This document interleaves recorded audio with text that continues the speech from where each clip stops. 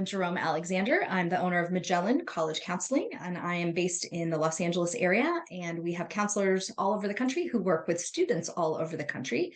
And I'm so pleased to introduce you to my old friend, Nika Fouquet, who owns Tutor Doctor Santa Monica, who also works with students all over the country. She does tutoring and test prep. And we decided to have a conversation about testing, meaning the SAT and the ACT, because it is a huge topic of consternation among parents and among students. And I would say for people who are my age and Nika's age, who are parents of high school students, when we applied to college, test scores were really important. They were a very important part of our college admission process. And so it's hard for us to become accustomed to the new reality that test scores don't mean what they used to mean. So that is sort of the context of the conversation that we're going to have today. So Nika, let me start just by asking you, let's just get into it. What's the difference between the SAT and the ACT? What do I need to know for both? How do I know which one I should take, or should I take both? I think I just asked you like 8 questions right there. You did. That's okay. I'll unpack them kind of one at a time.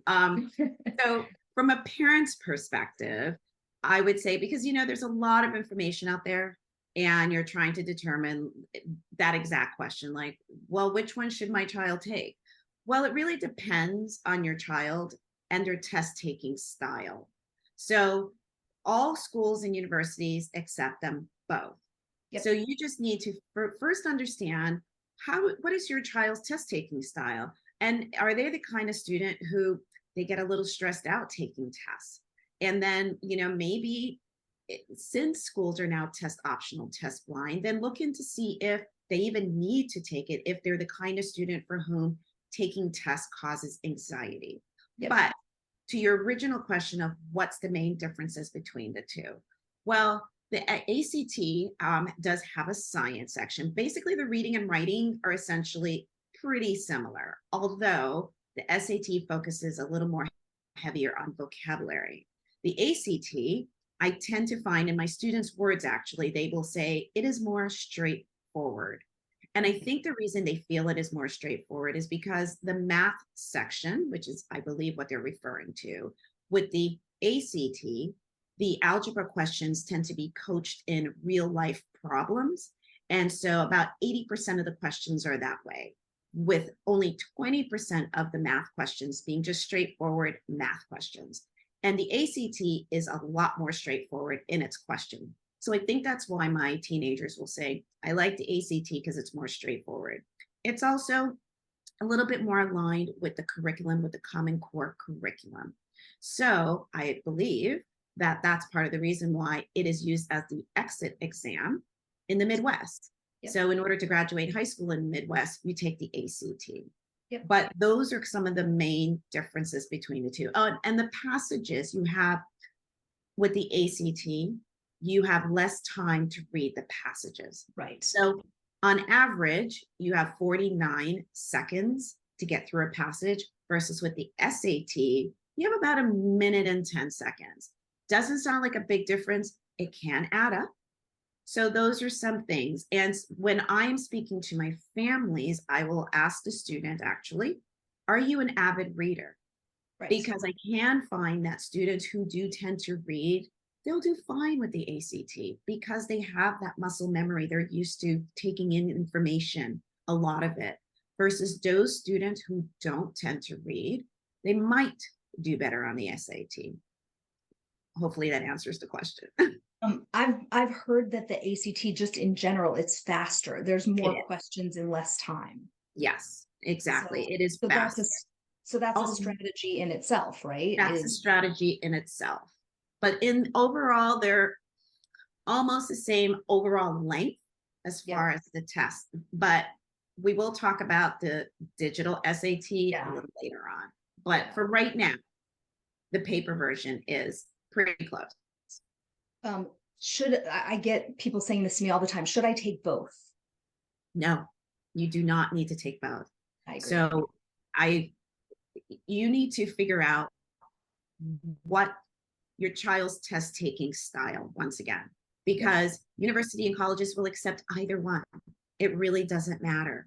What's more important is your child and what works best for them. Right. So figure out which one you take better and then go with that. And Exactly. so now we get into prepping. So how much can I increase my score? Good question. I always say to my families, it really is dependent on your student. Here's the thing. Families will often think that if they bring in a tutor, that they've checked the box and their child's score will increase. Right. The determining factor for your child's score, the only determining factor for your child's score to increase, is them doing the homework. Yep. The tutor is only working with them, if they can, twice a week, 90 minutes each session. The real score, the real gain comes from doing the homework in between the sessions and doing so incrementally, because we recognize they have a lot of pressure. Some of these students are also taking AP level courses.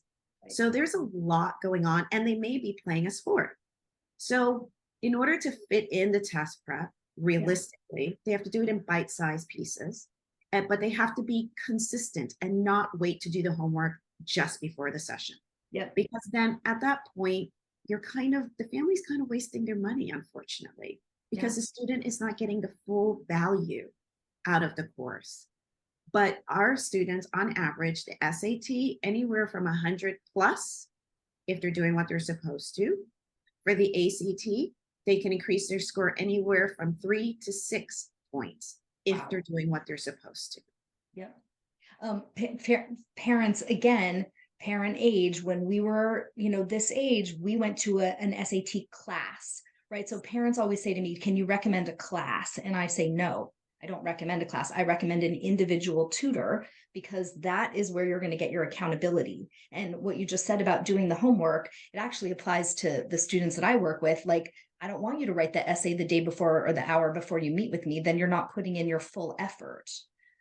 Same thing is true. It's a consistent building process. It's a marathon, not a sprint. Not a sprint, exactly. Mhm. Okay, if I take the SAT or ACT more than one time, our college is going to see that I, didn't get a good score the first time and needed to take it again to bump up my score. Good question. You have the option as a student to check the box so that you have control of submitting your scores. But I will say that colleges would prefer you only take it 2 times. You can take it a third time, but if you're applying to the Ivies or the junior Ivies, 2 max. Okay. If you're applying to other colleges, yes, you can, but you do want to try and take it twice is really the reasonable amount of time. What if you take it a second time, and you're still not happy with your score? You still think you can do better? You can take it a third time. That's why I said they prefer if you take it only twice. You can take it a third time. I did have an experience, I will say, with a student who, against my advice, she wanted to take her ACT one more time. She had gotten a 27. She was not happy with that 27. And she knew, Sophie just knew she could do better. And I was concerned, and her mother was concerned about burnout, but she pushed for it. And so we tutored her some more. And I have to say, Sophie proved us wrong. She ended up pushing to a 33. It was incredible. I know, it was incredible. It was a jump. We were in shock. But she put in the homework. She put in the time. Sophie worked so hard. I cannot tell you how much work she put into it. So, you can take it more than, and then there's the super scoring. Right. So with super scoring, it's okay. You take the test 2, 3, 4 times, but you did great in test number 1 in math. You did fabulous in test number 2 in the English and writing, or on test number 3. You submit all of those to the college, and they will take the best of all the sections, and that will be your super score.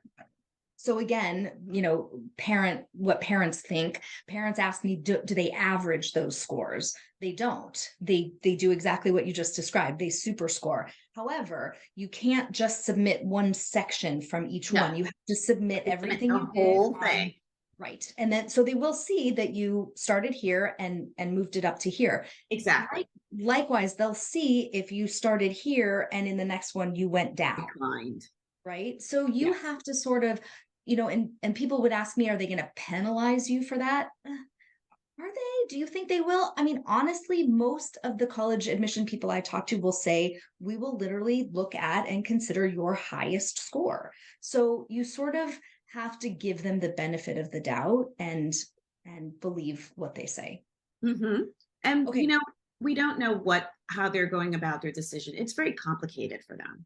right. It's very Yes. complicated. Yes. Yep. Unfortunately. And that means we don't understand exactly what goes into those decisions. Hmm. Um, so most colleges are test optional these days, and some are even what we call test blind or test free, which means they will not consider scores, period, full stop. Hmm. So we both live in California. Our University of California system, our Cal State system, no scores involved, no SAT or ACT. They're happy to take AP scores. Right. So the question is, if you live in California, or if you are planning to apply to mostly or all colleges that don't require test scores, should you even take a practice and just see where your scores might land? I would say yes. I think you should take a practice because it doesn't cost you anything to take it. Just it's information. Right, Information is power. right. I would say though, you really do have to be mindful if cognizant of whether you really are just going to be applying to the UCs and the Cal States, Yep. because other universities and colleges will consider it. And if that's all you're going to be applying to, that's okay. But you have to recognize that you might be limiting yourself. Yep. Okay. But that being said, let's say you are just applying to those schools. Well, they're going to be leaning into your APs, seeing if you pushed yourself, Yep. seeing if you challenged yourself in school.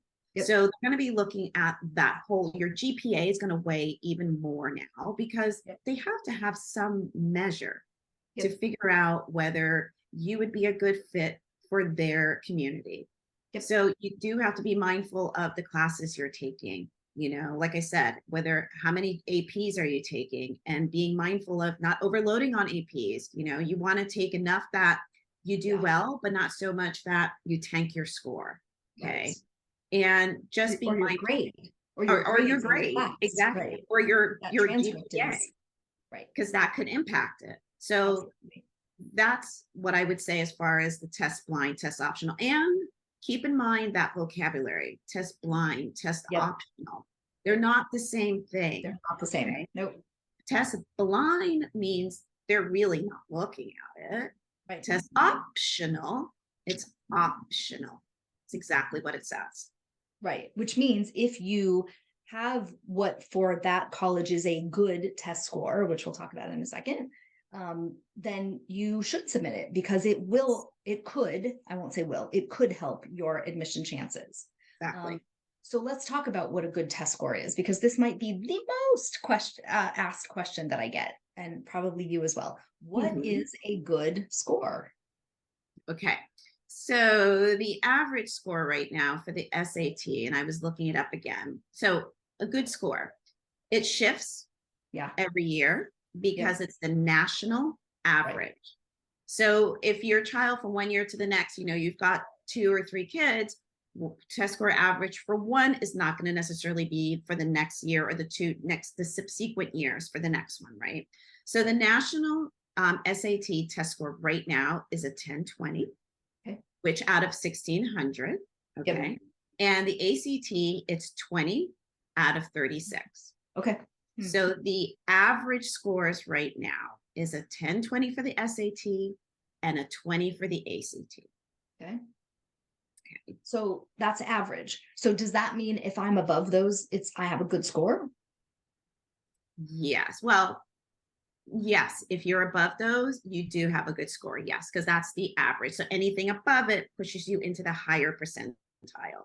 Right. I guess my response to that would be, now that we live in this test optional world where you don't have to submit your scores, right? In the old days, 3 years ago, Mhm. 4 years ago, you got your score and you had to submit it everywhere, right? Except for the handful, there were a couple hundred colleges that were test optional before COVID.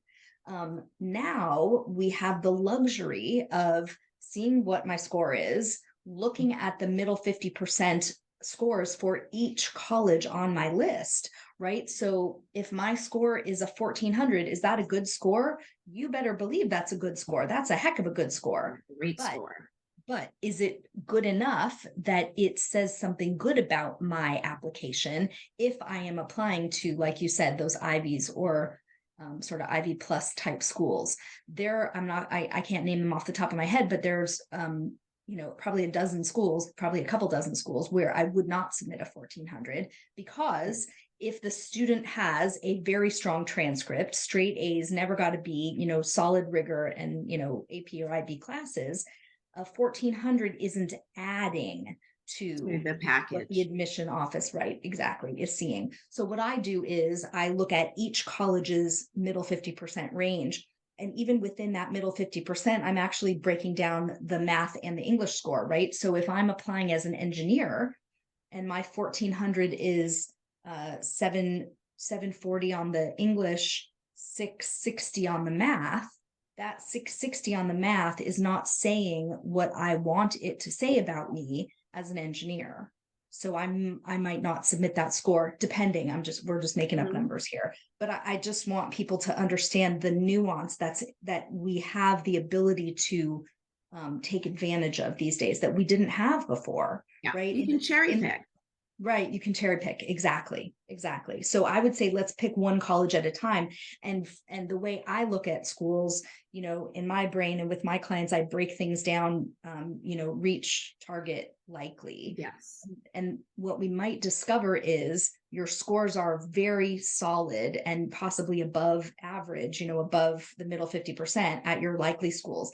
And if they're above the middle 50% or above the 75th percentile at your target schools, you're going to submit them. But it's possible at the reach schools, so if you're looking at a Georgetown or a Dartmouth, you're looking at middle 50% scores that are way up here at Way up the, there. at the high end of the scale. And it's very difficult unless you have a perfect score to be at the top end of that scale, which, by the way, is why those numbers have edged up over the last couple Oh, years, yeah. because people like me are telling kids don't submit unless unless your score is above the 50th percentile. So what has that done? That's shifted all of those very difficult schools. It's shifted their scores up. Yep. That is so true. That So is I'm very admitting my part in the problem, but the problem is what it is. And I mean, it, there's really nothing you can do about it. It's just the way, you know, the impact of COVID. It's just the right. way things have evolved, and the landscape with the colleges are constantly changing. Like Yep. I just heard, like MIT is now was not accepting Yeah. test scores. Now they're requiring. Apparently now for the 2025 class, they're going to be looking at test scores. So it's really 2024. Yeah. challenging Yep. for, I think, college counselors like yourself, because there is no definitive, it's not black and white like it was when we were going. Correct. It's very, very different because it Correct. constantly changes from day to day. Yep. And I'm wondering now if we can circle back to me asking you questions. All right. So let's dive in a little bit. So tell me, what's your educational background and experience with the college counseling? So I started going on 13 years ago. And I was doing my first career, but my sort of side activity, my volunteer activity that whole time was I interviewed students for Johns Hopkins, which is where I got my undergrad.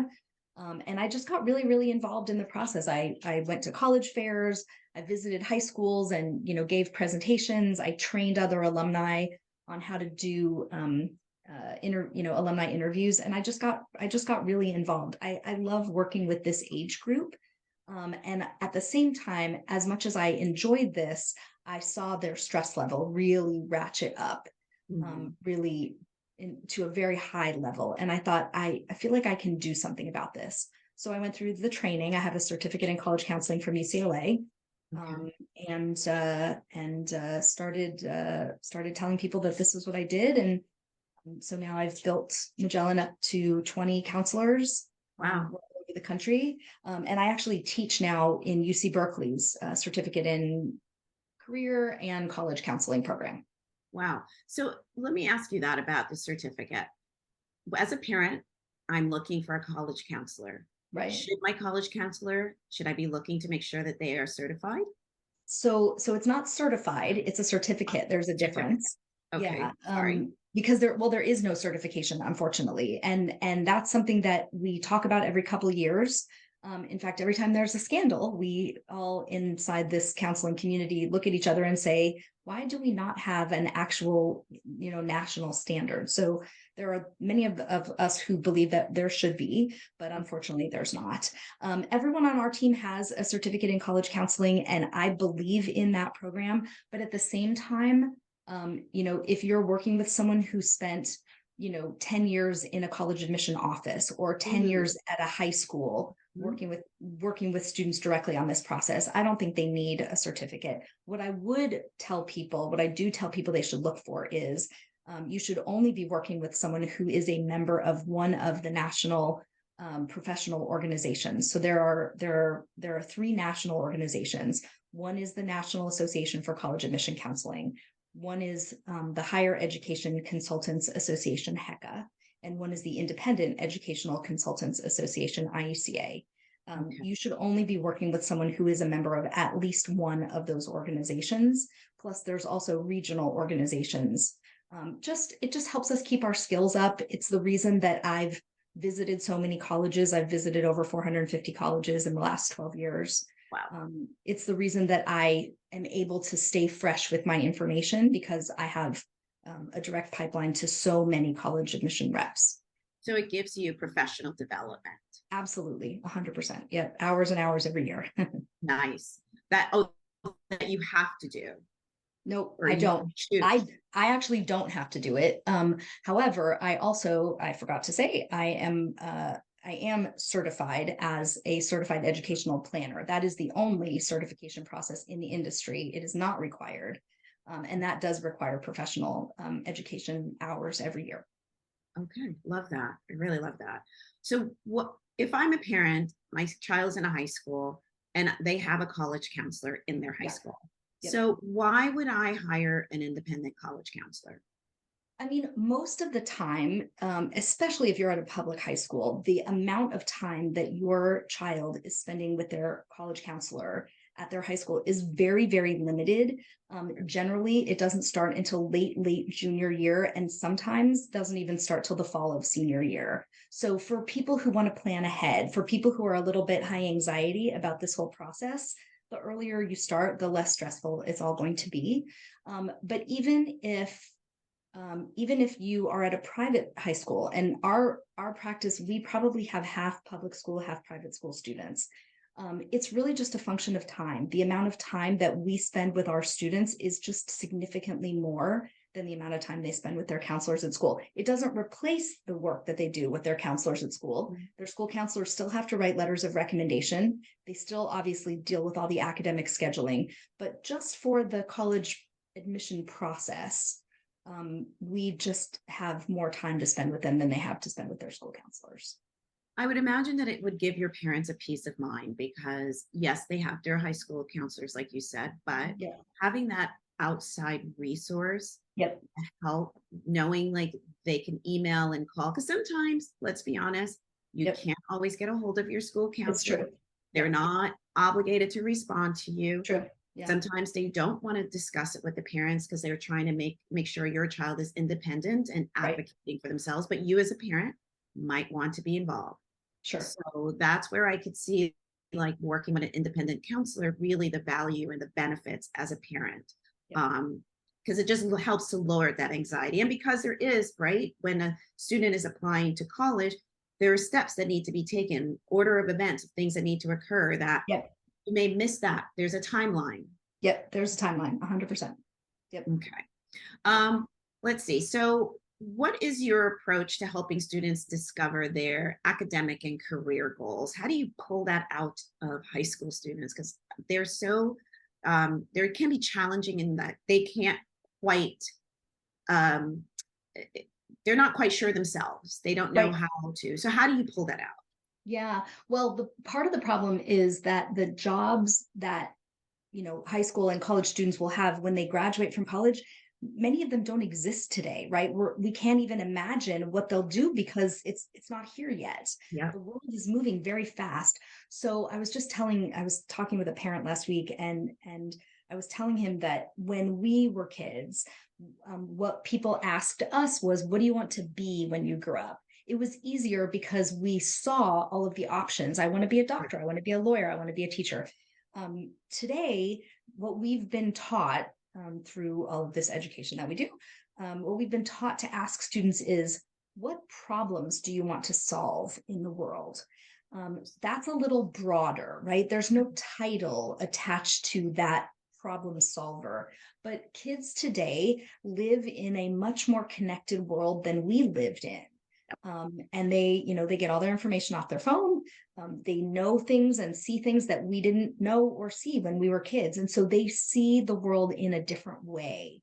And they see problems, frankly, that we've created for them. Um, and they have thoughts about what they want to be involved in. So we kind of approach it from that problem solving perspective, and we have some tools that we use that help them see the different approaches to the different problems that they see. Okay. Do you do any kind of, I know sometimes there's assessments maybe Yep. where you lean into trying to understand their strengths and weakness of their Yeah, person, not weaknesses, but areas of opportunities. absolutely.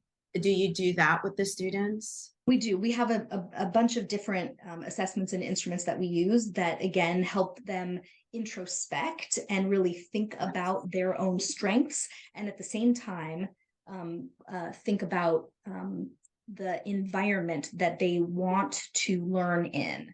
So, Mm-hmm.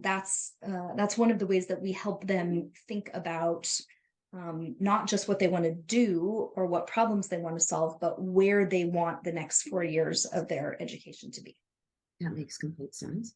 Yep. And then what about those students with special needs? And when I say, so I know that's a very broad question Yeah, because yeah. special need range is very broad. But let's say you have a student with, for example, like ADHD, ADD, or Yep. a student who's maybe like high functioning, but on the spectrum. Yep. How do you guide those families as far as like the colleges, universities that would help their child be successful in that kind of environment?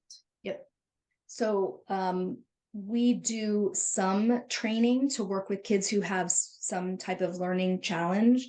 And as you said, it's a very broad spectrum of what those issues could look like. To be honest with you, many, possibly most kids that we work with today have some variety of anxiety or depression. Yeah. The COVID years were not good years if you were a teenager. Yeah. Not fun, and we're still coming out of that. I do have a counselor on my team who focuses solely on working with kids whose challenges are a little bit more intense, Okay. and they require accommodations. It could be someone who takes notes for them. They could be physical accommodations. There's kind of a whole gamut of issues and solutions. And I think one of the lovely things is colleges are very, very accommodating these days. That's good. There are levels of accommodation, but most colleges are really, really good at working at welcoming students who have some special situation. But when we've got a student who has a higher level of need, that counselor on my team with the special training is who works with them. Okay. Good to know because I know there are lots, like you said, a lot of parents now. There's just issues with students and Yeah. it coming out of COVID, and so navigating that college landscape with your particular child and their needs, which Yep. can be very minor to a little bit more, and knowing like, okay, the counselor can help maybe guide them Yep. to the colleges that would work best for their Exactly. child's learning style Yep. is very helpful. So last question for you, Evelyn. At what stage should a family contact a guidance counselor? Should they do it when their student is a freshman, a sophomore? what would be the most ideal time to start? Yep.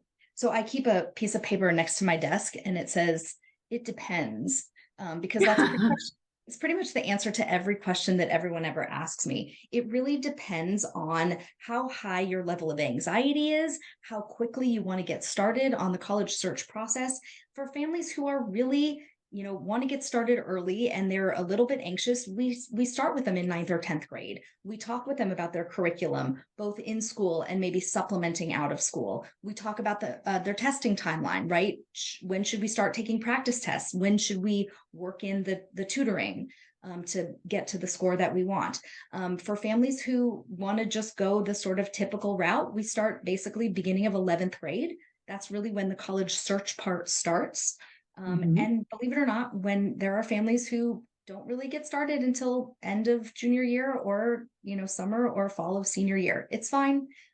If they want to jump right in, if they have thoughts about where they want to apply and they want to just get going, we can absolutely do that. I will say for people who start late, a big part of our job is making sure that students have a balanced list of colleges, right? So the people who start late with us, often they have a list that's a little bit reachy and they don't realize that part of our job is to fill in so that they have a nice balanced list and they will have choices. That's really our entire philosophy. Is we want to maximize the way you present yourself, but we also want to maximize the results by balancing the college list. And to be honest with you, anyone who comes to us with a reach school on their list, I can give them 4 or 5 target or safe schools where they will get the exact same quality and level of education Mm. that they would get at that reach school. And the truth is, the better results we get, the more acceptance letters your teenager gets, the happier they will be,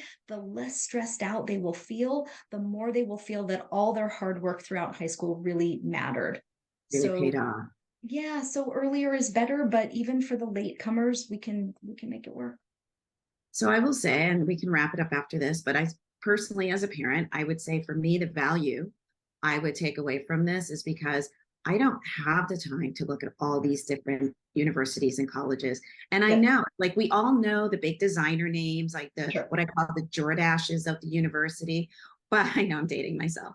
But that's what you do. So Yeah, you can introduce to us universities that we've never heard of, that we never absolutely. considered, but that might be really excellent choices for our Yep, students. yep. And there is where I see the value of an independent counselor personally, because I don't have the time to do that homework, but yet I want to make sure my child is has access to all the different options out there. Yep. Right. And I appreciate that. And I will tell you from what clients have said to me about the value of hiring a tutor for test prep is I need someone to hold my child accountable. If you have a kid who is totally a self-starter and they are going to do 30 minutes of Khan Academy every other day, the 5 weeks before the test, God bless, that's awesome. But if Right. your kid is not going to hold themselves responsible, then a tutor is the person who is going to do that for you. Agreed. It's that built-in coaching, and the academic Yep. coaching is what I call it, because the Yep. Khan Academy is a great resource, but a lot of students need to be held accountable That's in right. order to keep them on track. So That's right. thank you That's for right. mentioning that. Yes. Well, this was very educational, and Same here. I hope everyone got a lot of information about testing and how it's used. And of course, call either one of us if you have any questions. We'll put both of our Please phone do. numbers and email addresses on the slide following this video. Thank you, Evelyn. It was great talking to you. I learned a lot. So thank you so Great. much. Thank you, Nika. It was great to see you. Enjoy the rest of your day. You too. Bye bye. Bye bye.